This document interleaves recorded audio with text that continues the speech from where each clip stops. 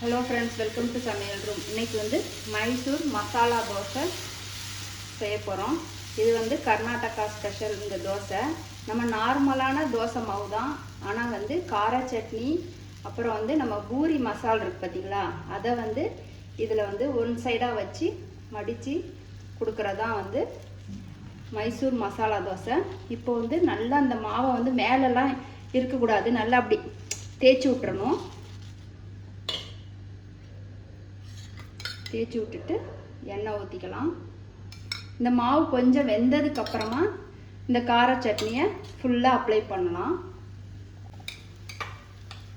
இப்போ வந்து ஃபுல்லாக வந்து அந்த கார சட்னியை தடவிட்டேன். இப்போ இந்த ஒன் சைடாக வந்து நம்ம பூரி மசாலா இருக்குது பார்த்திங்களா, அதை வந்து இந்த ஒன் சைடாக வைக்கணும். இந்த சைடு வைக்கக்கூடாது, ஏன்னா அந்த தோசையை தான் வந்து நம்ம வந்து மடிச்சிருவோம். இப்போ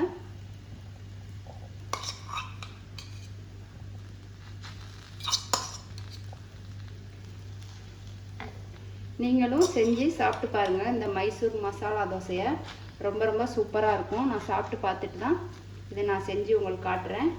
இந்த வீடியோ பிடிச்சிருந்துச்சுன்னா லைக் பண்ணுங்கள், ஷேர் பண்ணுங்கள், கமெண்ட் பண்ணுங்கள். மறக்காமல் சமையல் ரூமுக்கு சப்ஸ்கிரைப் பண்ணுங்கள். இப்போ வந்து இது வெந்துருச்சு, இதை மடிச்சிடலாங்க.